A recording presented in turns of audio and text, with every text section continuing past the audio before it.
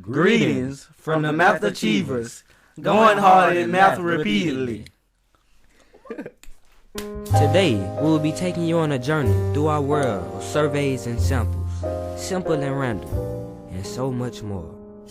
We will be covering sample surveys, experiments, bias, the different types of sampling, and how to interpret and use these studies wisely. So sit back and enjoy as we provide you with this knowledge that you need for your life. But you still gotta write some notes though, because we're giving y'all a quiz. Yeah.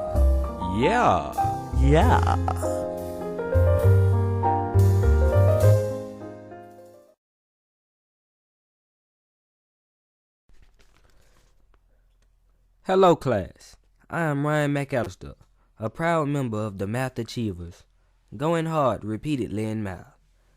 I will teach you about sampling the surveys, how they are used, why they are effective, and why it is important to you. To begin, a sample is a portion of a larger population that we intend to collect information about. The population defines an entire group of individuals that we want info about. Basically, a sample is used to gain information on a small part of a larger population and make assumptions about the population using the data we have gained. Number 1. The first step in creating a sample is to choose the population that you would like to use. Number 2. Then, you must decide the method of sampling you want to use to collect the data. We have the convenience sample. This is when you would choose the individuals that are easiest to reach for the sample, but this is not a good sample. Next, we have the voluntary response sample. This is a sample that consists of individuals who choose to respond to the survey. This is not a good survey because most people that choose to participate have a strong opinion on one option, and most responders have the same opinion or feel the same way basically. Next, we have the cluster sampling. This is a type of sampling in which groups of a population are divided into clusters, which basically have similar traits, and then chosen by their clusters.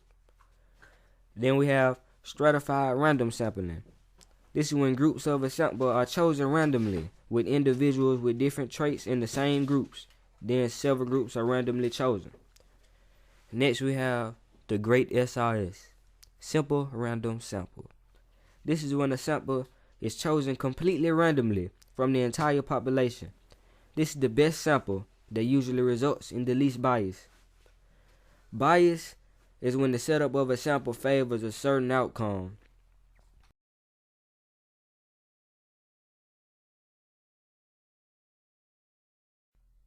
Hello, I am Quint Moses, a proud member of the Math Achievers, going hard repeatedly. Experiments. We have all done a science experiment, but today the Math Achievers are here to teach you a little about a statistics experiment. An experiment in itself deliberately imposes some treatment on individuals to measure their responses. But before I get into that, you need to know that an observational study observes individuals and measures variables of interest, but does not attempt to influence their responses. Have you ever been lurking, tweet watching on Twitter? Well, this may relate to a lurking variable, which is a variable that is not among the explanatory or response variables in a study, but that may influence the response variable. Confounding. Can't tell the difference? This is when a response variable cannot be distinguished from each other. Remember when I mentioned treatments earlier? A treatment is a specific condition applied to the individuals in an experiment. Placebo effects. Have you ever experienced someone pretending to be under the influence? This is the response to a dummy treatment. Double blind. Nobody knows. Neither the subjects nor the people distributing. Now, a block is a group of experimental units that are known before the experiment to be similar.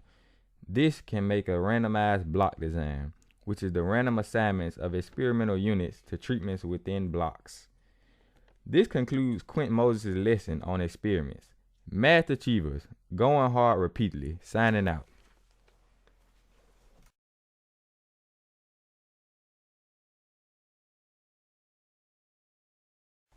Hi, my name is XL Jones, also known as Butterball Jones, and I'm also a proud member of the Math Achievers Going Hard in Math Repeatedly. I'm here to discuss and teach all unknowing pupils how to use studies wisely. First of all, to use your studies wisely, you must conduct statistical studies and draw conclusions or make inferences that go beyond the data they produce. Also, there are 3 points that must be discussed when dealing with this topic, and they are scope of inference, establishing causation, and data ethics. Just in case some of you don't know what these are, I will tell you. Scope of inference is basically an inference or thought about cause and effect or an experiment. It is the why and what of the experiment. The next one is establishing causation, which is basically telling us the changes in explanatory variable changes in the response variable. More precisely, it tells us that this happened for specific individuals in the specific environment of this specific experiment. Last but certainly not least, the last point is data ethics, which basically is deciding whether the studies are ethical or unethical. All planned studies must be reviewed in advance. Now that I have given you your 3 most important points in how to use studies wisely, I must bid you adieu. Goodbye from the Math Achievers Going Hard in Math Repeatedly. Peace. Hi, my name is Dexter Jones, also known as Butterfly Jones. Thank you. And this concludes our lesson on Chapter 4, Designing Experiments. We hope that you all were able to gain something from this and that we helped you all out. The question is, will you use it? Math Achievers, going hard in math repeatedly. Signing out. Yeah.